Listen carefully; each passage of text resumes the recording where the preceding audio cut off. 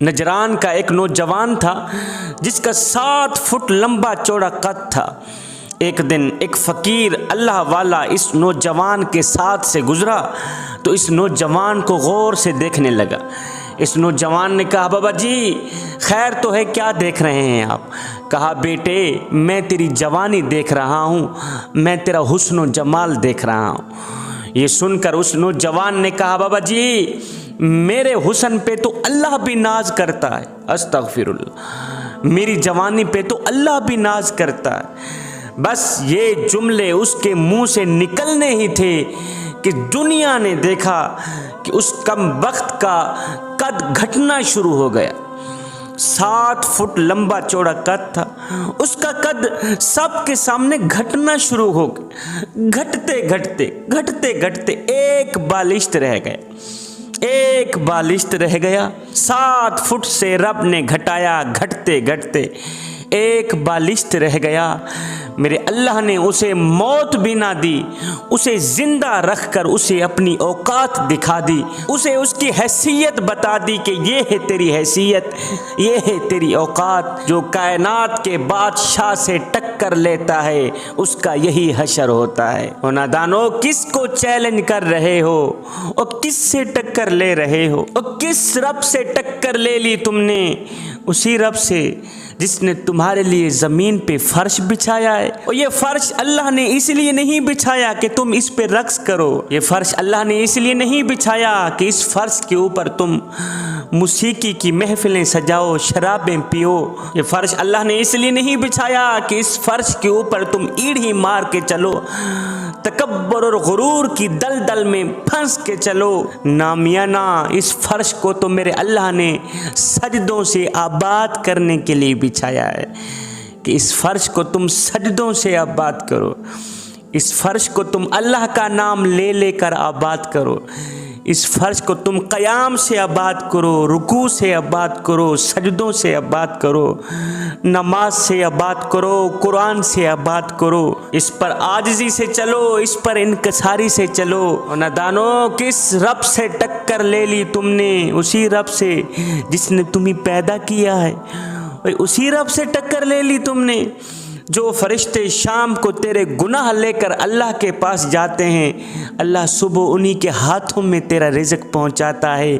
اور اسی رب سے ٹکر لیتے ہوئے تمہیں شرم نہیں آتی؟ میری ماؤں، میری بہنوں، میری بیٹیوں، کیا میرے کریم رب کو یہ نظر نہیں آ رہا کہ جب تم بے پردہ ہو کر چلتی ہو، جب تم بال سنوار کر لوگوں کو دکھانے کے لیے چلتی ہو، جب تم زیب و زینت کر کے چلتی ہو، جب تم تکبر کے ساتھ چلتی ہو، جب تم اپنے مال کے گھمنڈ میں چلتی ہو، جب تم اپنے حسن میں چلتی ہو، جب تم اپنے حسن و جمال پہ ناز کرتی ہوئے چلتی ہو، کیا میرا رب غافل ہو گیا ہے؟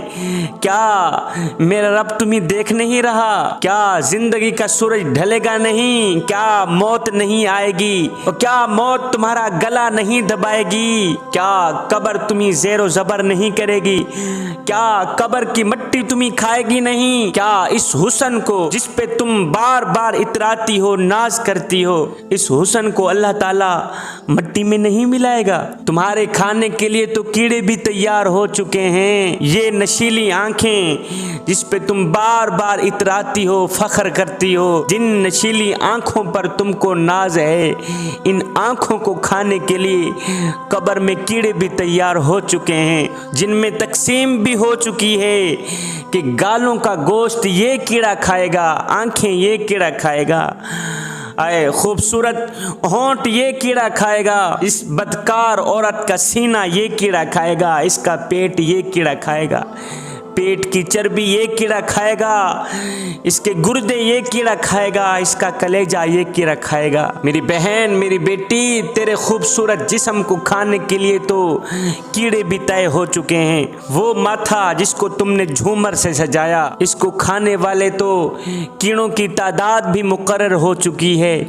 ابھی تو یہاں ایسی چل رہے ہیں، حالانکہ موسم ٹھنڈا ہو چکا ہے، فضاؤں کے رخ بدل چکے ہیں، لیکن ہماری طبیعت اتنی گرمی سہنے کی بھی سکت نہیں رکھتی، اب بھی ایئر کنڈیشن چلے ہوئے ہیں، جبکہ موسم بھی تبدیل ہو چکا ہے لیکن پھر بھی ایسی چل رہے ہیں۔ جوانوں، یہ وہی وجود ہے جس کو قبر کی خوفناک گرمی پگھلا دے گی، یہ ہڈیاں پگھل جائیں گی، ریزہ ریزہ ہو جائیں گی۔ پھر ایک زمانہ آئے گا ہم اس طرح بھلا دیے جائیں گے جیسا کہ ہم دنیا میں آئے ہی نہ تھے، ہماری قبروں کے نشان بھی مٹ جائیں گے۔ پھر ایک دن بیٹھے بیٹھے زمین کروٹ بدلے گی، نیچے کی مٹی اوپر، اوپر کی مٹی نیچے کر دے گی۔ یہ اس طرح مٹ گئی جس طرح مٹی ہوئی تھی۔ کہانی کیا ختم ہوئی بلکہ بھلا دی گئی، بھلائی کیا گئی بلکہ مٹا دی گئی، اور ایسی مٹائی گئی جیسے دنیا میں آئی ہی نہ تھی۔ جوانوں،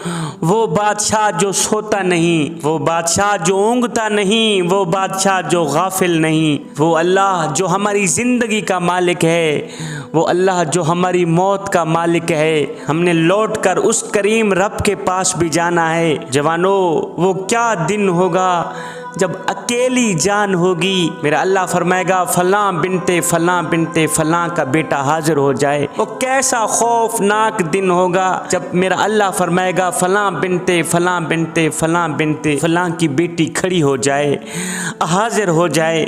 ایک ایک مرد کو فرشتے گھسیٹ کر لائیں گے، ایک ایک عورت کو فرشتے گھسیٹ کر لائیں گے۔ فرشتے ان کی گردنوں میں ہاتھ ڈال کر اللہ کے حضور کھڑا کریں گے۔ جب جہنم کو لایا جائے گا، جہنم بھی حاضر، جنت بھی حاضر، دنیا دیکھ رہی ہوگی۔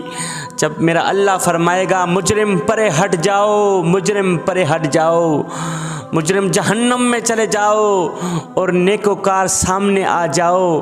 آج میں نیکوکاروں کو اپنا جلوہ دکھانا چاہتا ہوں، آج میں نیکوکاروں کو اپنا دیدار کرانا چاہتا ہوں۔ یہ وہ لوگ ہیں جو میرے دیدار کی خاطر رات کی تنہائیوں میں اٹھ اٹھ کے رویا کرتے تھے۔ یہ وہ لوگ ہیں جو میرے دیدار کی خاطر رات کی تاریکیوں میں اٹھ اٹھ کے قیام کیا کرتے تھے، رات کی تاریکیوں میں اٹھ اٹھ کے رکوع کیا کرتے تھے، سجود کیا کرتے تھے، پوری پوری رات رویا کرتے تھے، پوری پوری رات میری عبادت کیا کرتے تھے۔ یہ وہ لوگ ہیں جو میرے دیدار کی خاطر ہر وقت مجھے یاد کیا کرتے تھے۔ آج دیدار کرانے کا دن آ گیا ہے، آج انہیں اپنا حسن دکھانے کا دن آ گیا ہے۔ فرشتوں، گنہگاروں کو جہنم میں ڈال دو، بدکاروں کو جہنم میں ڈال دو۔ جو دنیا میں نماز کے قریب نہ گئے، قرآن کے نزدیک نہ گئے، جو صداقت کے نزدیک نہ گئے، جنہوں نے اچھا کردار نہ اپنایا، اچھا اخلاق نہ اپنایا، فرشتوں ان بدبختوں کو ایک سائڈ پہ کر دو اور میرے نیکوکاروں کو میرے سامنے لا کے کھڑا کر دو۔ آج میں انہیں اپنا دیدار کرانا چاہتا ہوں۔ جوانوں، کیا ہم نے کبھی سوچا ہے اور کیا ہم نے کبھی فکر کی ہے کہیں ہم ان میں سے نہ ہو جائیں جن کو اللہ تعالیٰ قیامت کے دن اپنے دیدار سے محروم کر دے گا؟ کہیں ہم ان بدبختوں میں سے نہ ہو جائیں جنہیں اللہ تعالیٰ قیامت کے دن فرمائے گا ان کم بختوں کو ایک سائڈ پہ کر دو، آج میں انہیں اپنا دیدار ہرگز نہیں کروں گا۔ کبھی ہم نے سوچا ہے؟ جوانوں، ہم مقصد والے ہیں، بے مقصد نہیں۔ ہم بے مقصد پیدا نہیں ہوئے، ہم ایک مقصد کے لیے اس دنیا میں آئے ہیں۔ جوانوں، جس مقصد کے لیے ہم اس دنیا میں آئے ہیں، کیا وہ مقصد ہم نے پورا کیا ہے یا نہیں کیا؟